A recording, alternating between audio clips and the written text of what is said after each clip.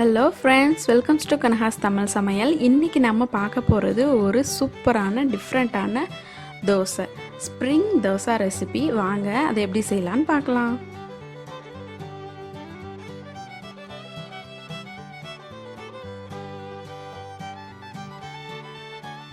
First ஒரு pan எடுத்துக்கோங்க. அதில் 3 டேபிள் ஸ்பூன் அளவுக்கு எண்ணெய் விட்டுக்கோங்க.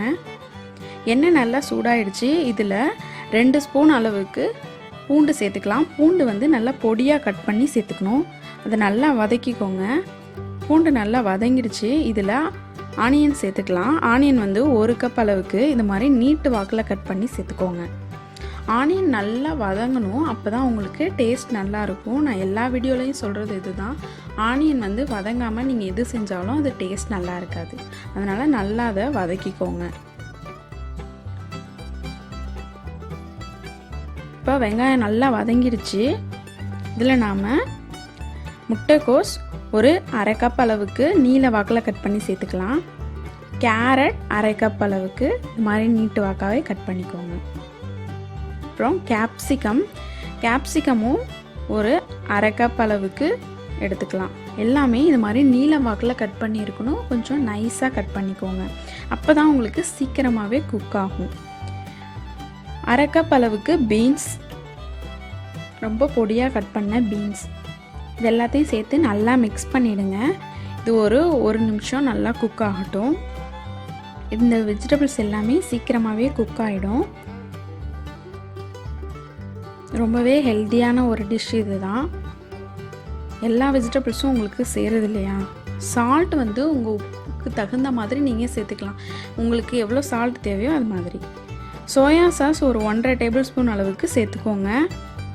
ஷெஸ்வான் சாஸ் ஒரு 3 டேபிள் ஸ்பூன் சேர்த்துக்கலாம். இப்போ இது எல்லாத்தையும் நல்லா மிக்ஸ் பண்ணிடணும். இந்த சாஸ், சால்ட் எல்லாமே அந்த வெஜிடபிள்ஸ்லாம் நல்லா ஏறணும். அந்த அளவுக்கு நீங்கள் நல்லா மிக்ஸ் பண்ணி விட்டுருங்க. ரைஸ் நூடுல்ஸ் 1 கப் அளவுக்கு சேர்த்துக்கலாம். ரைஸ் நூடுல்ஸ் அப்படின்னா இடியாப்பம் நம்ம வீட்டில் செய்வோம் இல்லையா, அதுதான். நீங்கள் ஆல்ரெடி செஞ்சு அதை நல்லா உதுத்து எடுத்து வச்சுக்கிட்டிங்கன்னா இந்த டிஷ் செய்யும்போது உங்களுக்கு ஈஸியாக இருக்கும். அதையும் சேர்த்து நல்லா மிக்ஸ் பண்ணிவிடுங்க. ஃபுல்லாக எல்லாமே மிக்ஸ் ஆகணும், அந்த அளவுக்கு நல்லா மிக்ஸ் பண்ணிக்கோங்க. அது மட்டும் இல்லாமல் ரொம்ப அழுத்தி மிக்ஸ் பண்ணக்கூடாது. அப்படி பண்ணிங்கன்னா அந்த ரைஸ் நூடுல்ஸ் உங்களுக்கு உடஞ்சிரும். இப்போ அதை நல்லா மிக்ஸ் பண்ணியாச்சு. இதில் கட் பண்ணி வச்சுருக்க கருவேப்பிலை, கொத்தமல்லியை சேர்த்துக்கலாம். இதையும் நல்லா மிக்ஸ் பண்ணிவிடுங்க. இப்போ நம்ம தோசைக்கு உள்ளே வைக்கிற அந்த ஸ்டஃபிங் ரெடி ஆகிடுச்சு. இது எல்லாமே நம்ம வீட்டிலே செய்கிறதுனால ரொம்ப டேஸ்டியாக இருக்கும், ரொம்ப ஹெல்த்தியாகவும் இருக்கும். இப்போ தோசை பேன் எடுத்து வச்சுக்கோங்க. அதில் 1 ஸ்பூன் அளவுக்கு நெய் தடவிக்கோங்க. ஃபுல்லாக எல்லா இடத்துலையும் ஸ்ப்ரெட் ஆகும். நெய் இல்லைன்னா எண்ணெயும் சேர்த்துக்கலாம். இப்போ தோசை மாவு ஒரு கரண்டி எடுத்து ஃபுல்லாக ஸ்ப்ரெட் பண்ணி நம்ம தோசை ஊற்ற போகிறோம்.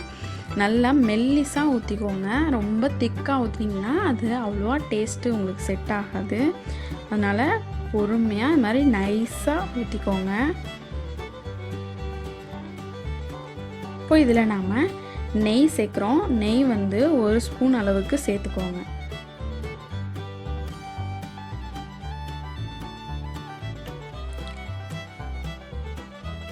ஷெஸ்வான் சாஸ் 1 டேபிள் ஸ்பூன் சேர்த்துக்கோங்க.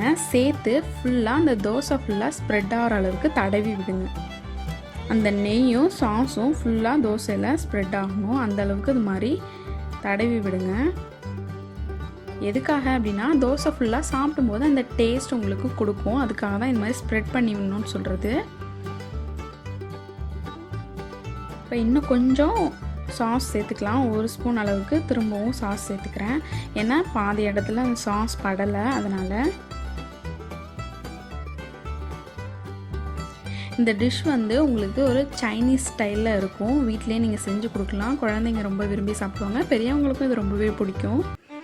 இப்போ நம்ம ரெடி பண்ணி வச்சுருக்க அந்த நூடுல்ஸ் ப்ரிப்பரை இதில் வச்சுக்கலாம். இந்த ஸ்டஃபிங்கை நிறையா வைக்காதீங்க, தோசைக்கு தகுந்த அளவுக்கு வச்சுக்கோங்க. ஒரு சைடாக வச்சு நீங்கள் அதை அப்படியே ரோல் பண்ணிவிடுங்க. பொறுமையாக தோசையை எடுக்கணும். நீங்கள் மெல்லிஸாக ஊற்றினா மட்டும்தான் ஒரு பக்கம் குக் பண்ணாலே உங்களுக்கு போதுமானதாக இருக்கும். நீங்கள் 2 பக்கம் குக் பண்ணணுன்னா உங்களுக்கு இது செட் ஆகாது. அதனால் மெல்லிசாக தோசை ஊற்றி இந்த மாதிரி ரோல் பண்ணிடுங்க ஸ்டஃபிங் வச்சு. ரொம்பவே சூப்பரான ஒரு டிஷ் ரெடி ஆகிடுச்சு. இந்த வீடியோ உங்களுக்கு பிடிச்சிருந்துச்சுன்னா எல்லாருக்கும் ஷேர் பண்ணுங்கள், எங்கள் சேனலை சப்ஸ்கிரைப் பண்ணுங்கள், கூடவே பக்கத்தில் இருக்க பெல் பட்டனை ப்ரெஸ் பண்ண மறந்துடாதீங்க. எங்கள் சேனலுக்கு எப்போவுமே சப்போர்ட் பண்ணுங்கள். நெக்ஸ்ட்டு ஒரு நியூ டிஷ்ஷோடு நான் உங்களை மீட் பண்ணுறேன். Thank you friends.